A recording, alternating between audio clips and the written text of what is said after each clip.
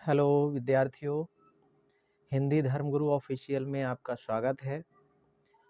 हम अपनी हिंदी व्याकरण के पाठ्यक्रमानुसार आज हम फिर से आपके सामने उपस्थित हैं एक हिंदी के मुख्य प्रकरण को लेकर के, जो कि आपका चाहे वो जूनियर क्लास हो, चाहे वो हाई स्कूल का क्लास हो, अदरवाइज जिसमें भी आप विषय हिंदी लेते हैं या फिर कोई प्रतियोगिता हो जिसमें आप हिंदी विषय का संकलन किया जाता है, तो उन सभी में आज का जो प्रकरण है वो बहुत ही ज़्यादा मुख्य है, जिसका नाम है संधि। और संधि के विषय में हम इससे पिछली वीडियो में संधियों के प्रकार हमने आपको पढ़ा दिए थे, और उस विभाजन में जो हमारा प्रकरण चल रहा था उसका नाम था स्वर संधि, जिसमें दीर्घ संधि हमने बता दी है आपको। और आज क्रम के अनुसार दीर्घ संधि के पश्चात में आती है गुण संधि।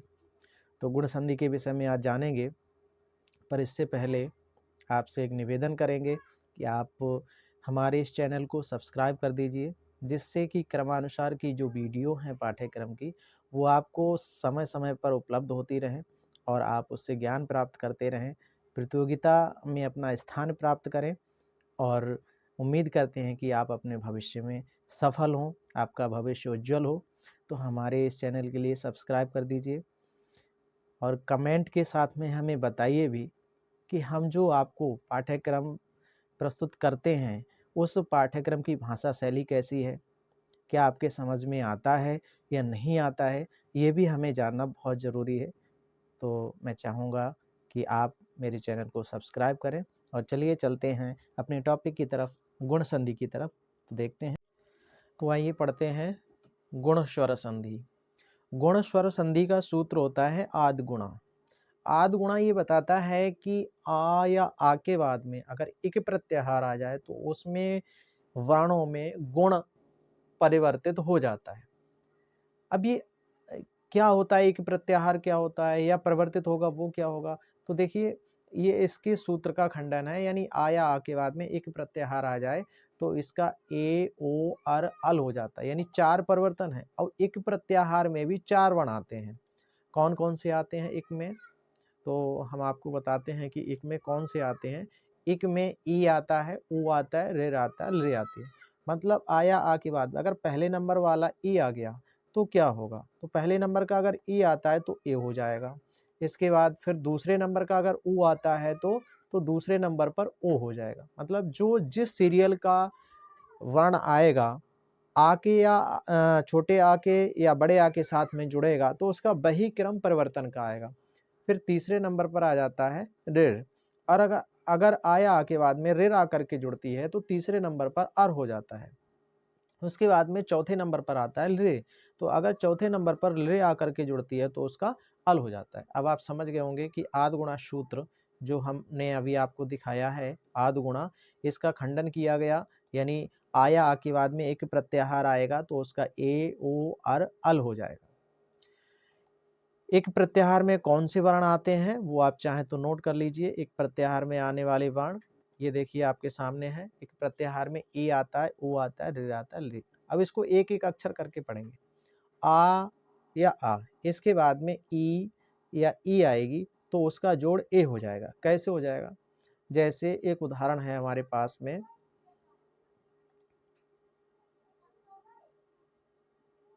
एक उदाहरण है हमारे पास कि रमा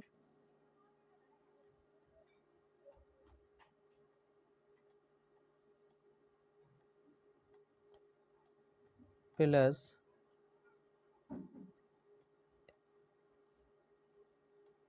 ईस, ये उदाहरण है। तो रमा प्लस ईस, यहाँ पर क्या आ रहा है? यहाँ पर सबसे पहले आ रहा है बड़ा आ, और बड़ा आ के बाद में क्या आ रहा है? बड़ी ई।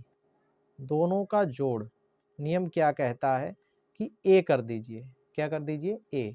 मतलब यहाँ से इस चीज़ को हटा देंगे, यहाँ से इस चीज़ को हटा देंगे। अब हमारे पास बचा क्या? यहाँ पर बच गया रम। क्या बचा? रम। अब रम में अब हम जोड़ने वाले हैं, क्या जोड़ने वाले हैं? एक मिनट, थोड़ा सा सही दिखाई नहीं दे रहा है इसको।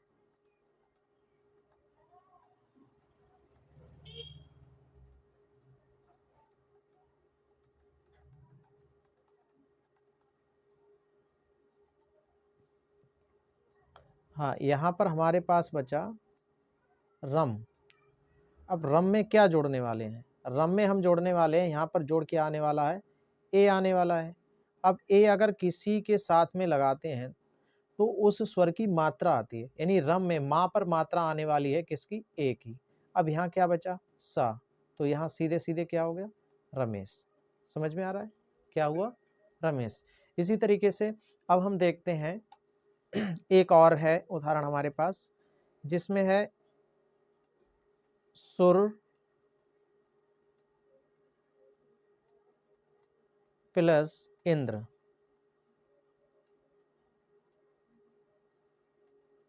सुर प्लस इंद्र, यानी यहाँ पर क्या आ रहा है? यहाँ पर छोटा आ रहा है और उसके बाद में फिर यहाँ पर आ रही है छोटी ई, और दोनों का जोड़ नियम क्या कहता है? नियम कहता है कि ए कर दो। छोटे आ के बाद छोटी ई आ जाए तो उसका क्या कर दें हम? ए कर दें।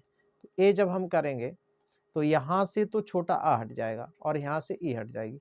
अब यहाँ पर जो क्या बच गया? अभी सुर रा जो है स्वर रहित है अभी, और इस रा स्वर रहित में ए लग जाएगा तो ए की मात्रा आ जाएगी ऊपर। यहाँ क्या बचा? आधा ना बचा, और यहाँ पर क्या बचा? द्र। तो ये पूरा नाम क्या हो गया? सुरेंद्र। अब ये नियम आपका पहला हो गया, यानी पहले नंबर पे जो आता है वो हो गया। अब दूसरे नंबर पर नियम आता है जिसमें छोटा आ या आएगा। पहले नंबर पर छोटा आ या बड़ा आ, दो में से एक ही आएंगे। उसके बाद अगर छोटा ऊ आ जाए या बड़ा ऊ आ जाए तो उसका जोड़ ओ हो जाता है। अब इसका उदाहरण हम आपको अभी बता रहे हैं जिसमें ओ आता है। तो जैसे एक उदाहरण है मेरे पास,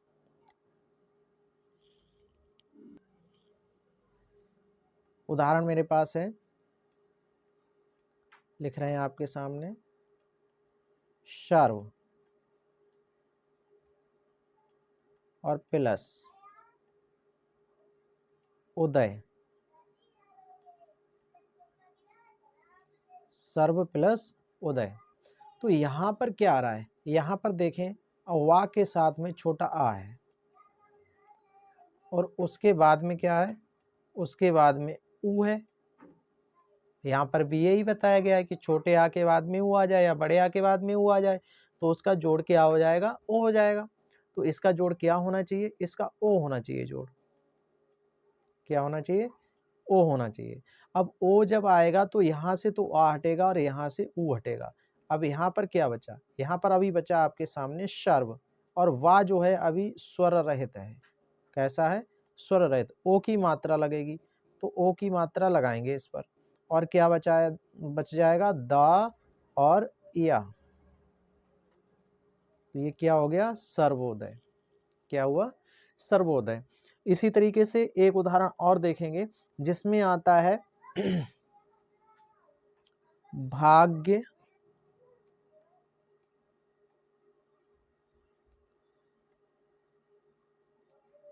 प्लस उदय। भाग्य प्लस उदय। यहाँ पर क्या आ रहा है? यहाँ पर छोटा आ रहा है, या के साथ में छोटा आ है, और यहाँ पर क्या है? ऊ। क्योंकि कोई भी व्यंजन बिना स्वरों की सहायता से नहीं बोला जाता। अब यहाँ पर और किसी स्वर की मात्रा नहीं दिखाई दे रही, क्योंकि आ ही ऐसा स्वर है जिसकी कोई मात्रा नहीं होती है।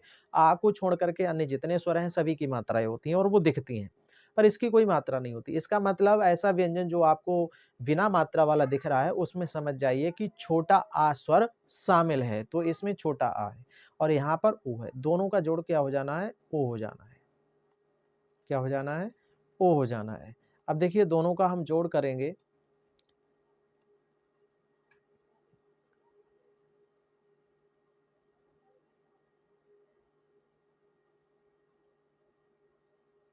दोनों का जोड़ करेंगे क्या आएगा? तो यहाँ पर से तो आ हट जाएगा और यहाँ से ऊ हट जाएगा। तो अभी जो हमारे पास बचेगा, यानी भाग्य, जो या है वो अभी स्वर रहित है। कैसा है? स्वर रहित। इस पर ओ की मात्रा आ जाएगी, तो ओ आ गया। अभी हो गया भाग्यो, और इधर क्या बचा? दय। क्या रह गया? ये दय। तो ये हो गया आपका भाग्योदय। समझ में आ रहा है? इससे संबंधित आपको देखो उदाहरण जो है हम प्रस्तुत करेंगे अभी। देखिए आपके सामने उदाहरण आ के बाद में ऊ जो आता है उसका जोड़ ओ होता है, उसके उदाहरण प्रस्तुत हैं आपके सामने, जिसका ओ होता है। इसके अलावा अभी हम जो पढ़ रहे थे, उसमें हम पढ़ रहे थे आ के साथ में यानी महा प्लस ऋषि का जोड़ क्या होगा। तो देखिए मैं यहाँ पर लिखता हूँ महा प्लस ऋषि।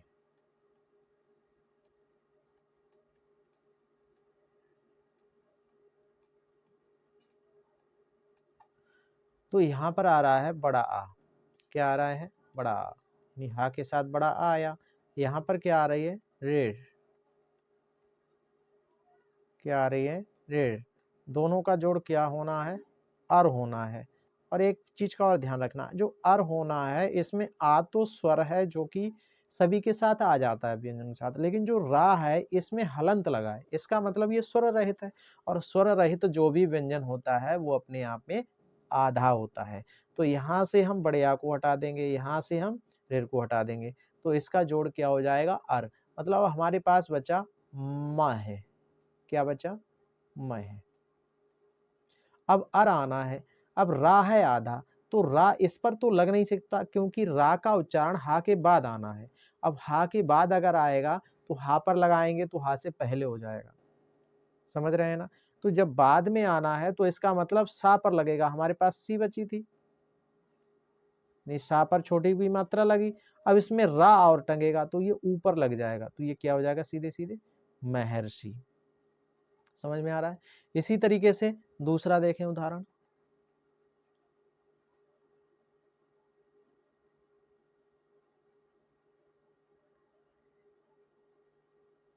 दूसरा है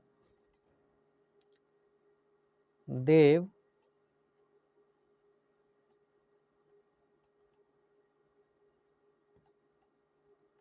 प्लस ऋषि।